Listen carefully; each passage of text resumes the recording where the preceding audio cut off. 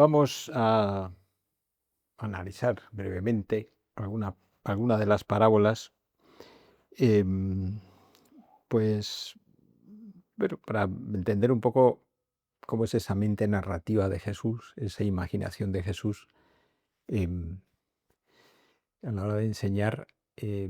Claro, él era muy ameno, la gente le escuchaba con gusto, se les hacía tarde escuchándole, se olvidaban de comer. O sea, ya se ve que tenía un atractivo su predicación, pues muy especial. Y además él buscaba lugares amenos. A la hora de predicar, no era como el Bautista que predicaba en el desierto, sitio árido e incómodo, sino en praderas, junto al lago, en un sitio un poco elevado donde la gente le pudiera ver y escuchar mejor. em, Les hacía sentar. Em, Bien, pues tal vez la parábola que más conocemos o que más se ha comentado ha sido la parábola del hijo pródigo, ¿no? Em, Bien, y más allá de lo que podamos sacar de la parábola, que pueden sacar tantas cosas, y que en el fondo es una forma, cómo ve Jesús a su padre, ¿no? Cómo es su padre. Em, pero lo que vamos a ver es un poco cómo la construyó, ¿no? Cómo fue creando esa parábola. Hay que pensar, Jesús, si iba predicando de aldea en aldea, o si iba pasando gente para escucharle, está claro que Jesús tuvo que repetirse muchas veces. Eh, los evangelios nos recogen una serie de parábolas, em, pero probablemente las que más repitió, o las que más se habían aprendido los apóstoles por repetición.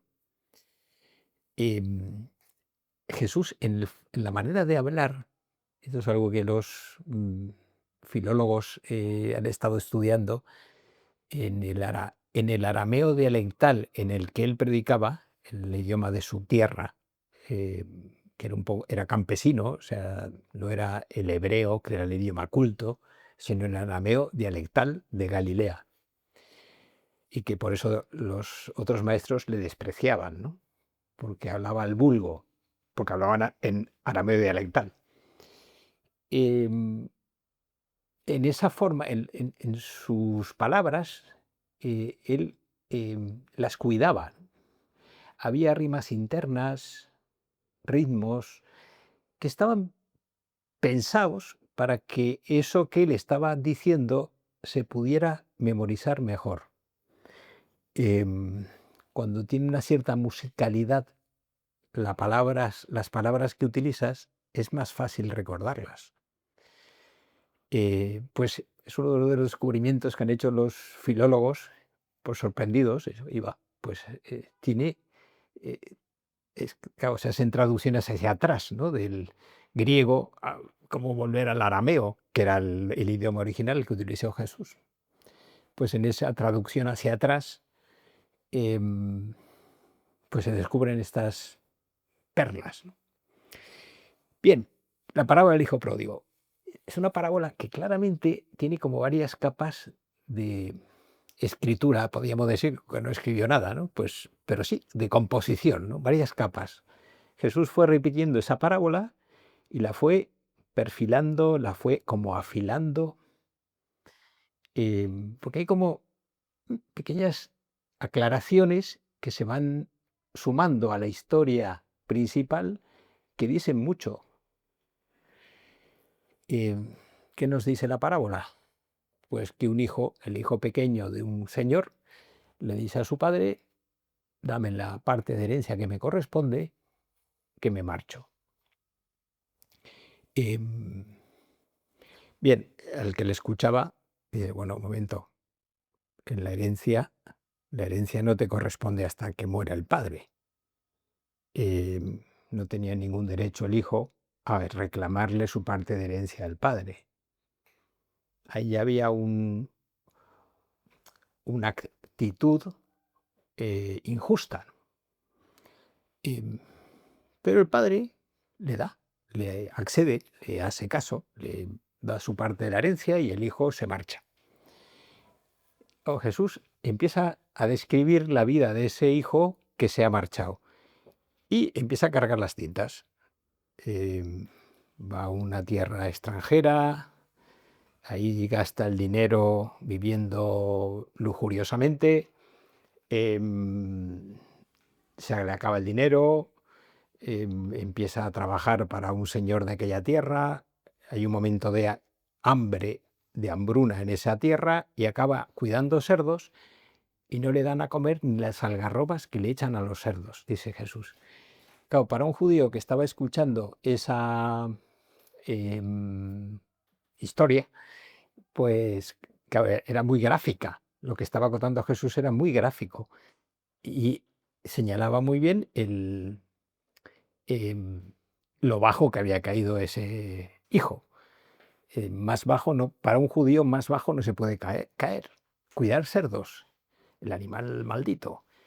Y no te dan de comer, o sea, te tratan peor que a los cerdos, pues no te dan de comer la comida de los cerdos. Jesús carga las tintas de una manera muy remarcada. Eh, y en ese momento de tocar fondo, le hace recapacitar. ¿Cuántos jornaleros en casa de mi padre tienen pan en abundancia y yo aquí me muero de hambre? Ya sé lo que voy a hacer. Vuelvo y le digo a mi padre: Padre, he pecado contra el cielo y contra ti, no soy digno de ser llamado hijo tuyo, trátame como al último de tus jornaleros. Claramente es una reacción egoísta. Vuelve por el hambre que siente. No está arrepentido de lo que le ha hecho su padre. Vuelve por el hambre.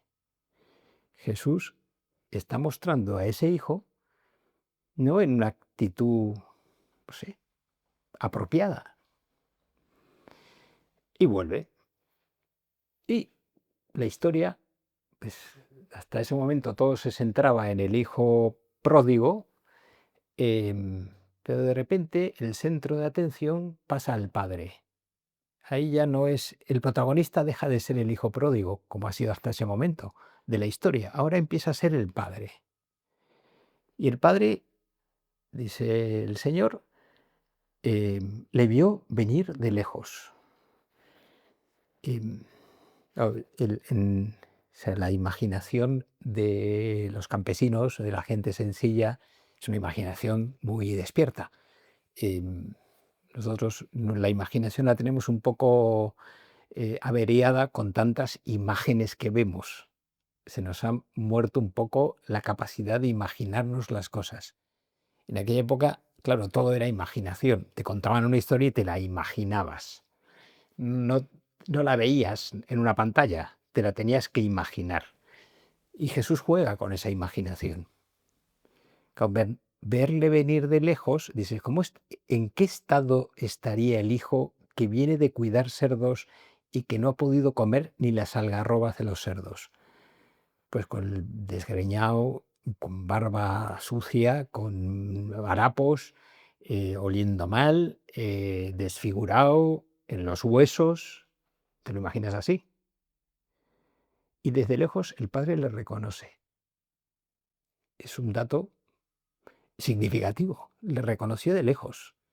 Es decir, ¿qué está diciendo Jesús con ese pequeño giro de la historia?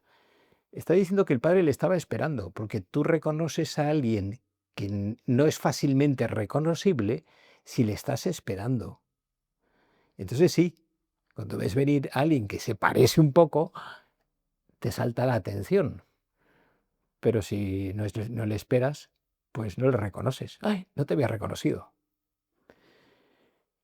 Y la reacción del Padre, que es lo llamativo y lo que hace que seguro que todos los oyentes se extrañarán un poco, salió corriendo a su encuentro, se le echó al cuello, le abrazó, le cubrió de besos en el estado asqueroso en el que estaba el hijo. Em, y el hijo empieza su discurso. Padre, he pecado contra el cielo y contra ti, no soy digno de ser llamado hijo tuyo. Y el padre le corta, le interrumpe, le dice a los criados, traed las sandalias y calzadle. Claro, todo tiene mucho simbolismo. Los únicos que iban con sandalias eran los señores de la casa. Calzarle, poner las sandalias es mi hijo. Traer la túnica. Túnica utilizaban solo los señores de la casa. Vestidle de hijo. Y traed el anillo. El anillo es el símbolo de la herencia, del heredero. Es mi hijo. Y matemos el ternero cebado y hagamos una fiesta porque este es mi hijo.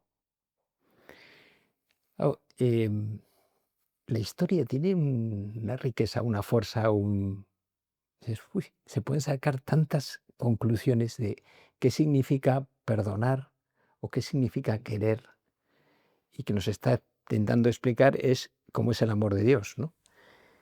El padre no le hace ningún reproche. Se le parecía que lo lógico era que le hiciera un reproche o que sacara una moraleja. ¿Ves lo que pasa si cuando abandonas la casa de tu padre? Y no, el, la, o sea, el perdón, no, lo único que se fija el padre es en que ese hijo lo ha recuperado, que ese hijo ahora está en casa, que está bien, que está a salvo. Es lo único que importa. Oh, eso dices, vale, qué fuerza, ¿no? Qué bien. Jesús no se conforma con eso, y por eso digo lo de las capas, porque aparece otro personaje secundario, totalmente secundario, no cuenta nada en la historia, el hijo mayor, em, que vuelve del campo, ha estado trabajando para su padre, como siempre lo ha hecho, em, se, se extraña por la música y pregunta, está como muy detallado, ¿no? El itinerario de la acción. em, es que tu hermano, y se indigna, ¿no? ¿Cómo es posible? Este hombre que se ha gastado el dinero de mala manera, que se ha ido de cualquier manera, que no ha hecho nada, y yo, y es lo que le dice a su padre, ¿no? Cuando su padre sale a buscarle para que entre en la fiesta, dices, no quiere entrar. O sea, yo siempre, ¿no? Siempre te he servido y no me has dado ni un cabrito para comer con mis amigos. Em, Claro, es Jesús con ese personaje secundario que ahora empieza a coger protagonismo, ¿no? En la parábola. Ya el hijo pródigo se ha quedado, ahí está, es este ahora el que está acaparando la atención. Hace dos cosas. Una, expresa la extrañeza de todos los que estaban escuchando esa parábola. ¿Cómo le perdona de esa manera? Parece tonto. Es que así se la va a volver a jugar otra vez. La reacción es, el hijo mayor expresa la reacción de los que están escuchando. Pero al mismo tiempo, y aquí Jesús le da un giro, y dices, claro, este hijo estaba pensando en términos de derechos y deberes. Yo siempre he cumplido con mis deberes y tú no me has dado, no me has pagado, ¿no? Mis derechos no los has contemplado. El cabrito que te pedí para con mis amigos no me lo has dado.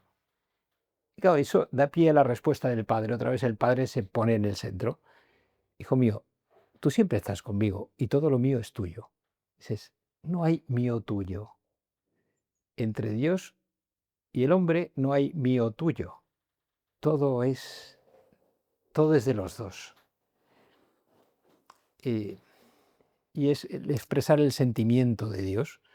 Compréndeme, tenía que, ¿cómo no me voy a alegrar, no? Este hijo, este hermano tuyo estaba muerto y ha vuelto a la vida. Bien, claro, es una parábola en la que no hay conclusión, es el palo, pero tiene un contenido, una fuerza, y que se puede aplicar a tantas cosas, como es la relación entre Dios y el hombre, y entre el hombre y Dios, cómo es la relación entre hermanos. qué es perdonar, qué es querer. Ahí está todo, ¿no? Bien, es una parábola. Otras parábolas, porque aquí podríamos ver varias, ¿no? Es todas las parábolas que tienen que ver con el crecimiento y con el crecimiento vegetal. ¿Sabes? Campesino, el tema de los cultivos, pues está muy presente. Jesús recurre mucho al tema del crecimiento vegetal. La semilla de mostaza, todo eso hace referencia a cómo entiende él la doctrina que está explicando, el reino de Dios que está trayendo a nosotros. Es algo que crece desde lo pequeño.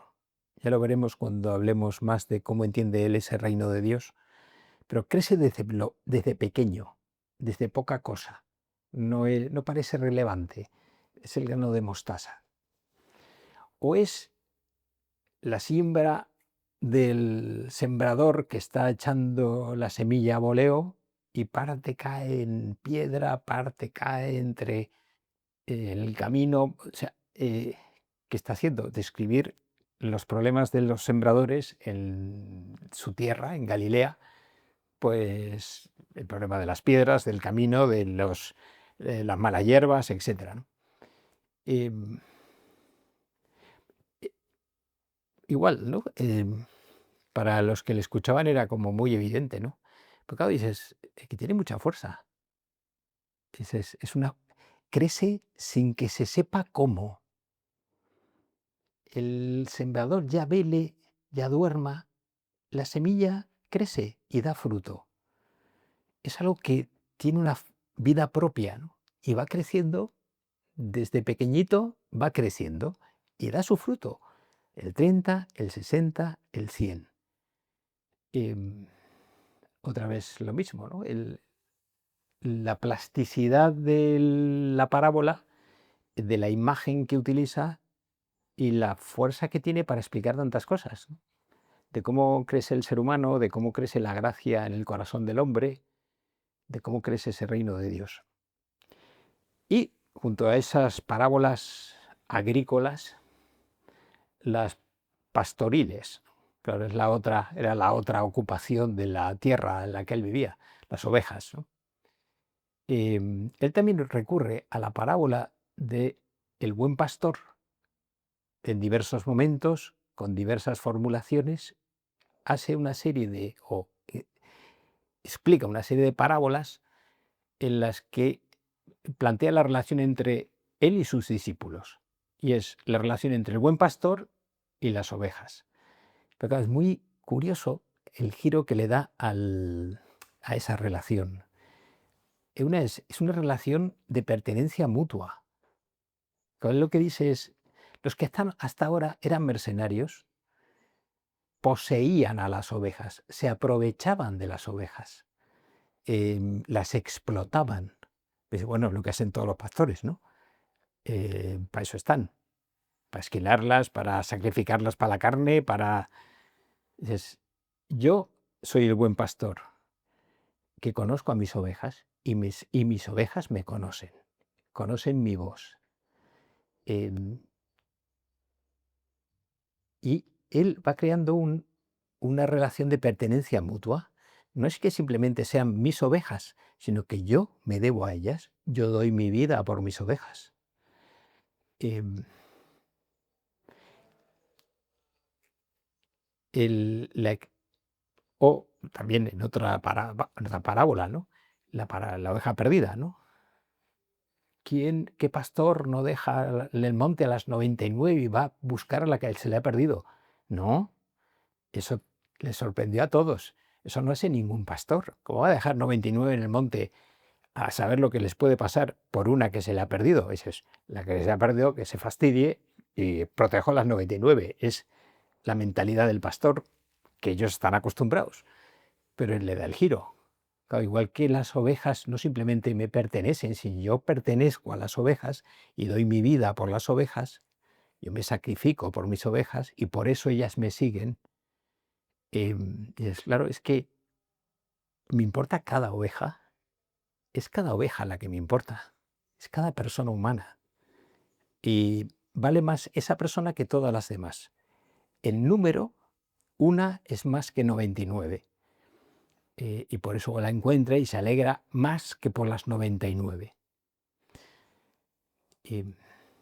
Bien, em, bueno, yo creo que con esto se entiende un poco mejor cómo funciona esa imaginación de Jesús, cómo Jesús utiliza las cosas cotidianas, normales, que todo el mundo entiende, dándoles pequeños giros sorprendentes, tanto la del hijo pródigo como la de la oveja y el pastor y las ovejas, o el grano de trigo o el grano de mostaza, le da un giro que dices, ay, aquí hay una verdad que no puedes formular en una idea, sin más, no en una fórmula, dices, no, no se puede constreñir el sentido de esa parábola en una afirmación sin más, ¿no? Sino aquí dice muchas cosas, ilumina muchas cosas, em, y no pierde brillo, ¿no? O sea, son parábolas que por mucho que uno las haya escuchado, siguen teniendo todo su brillo.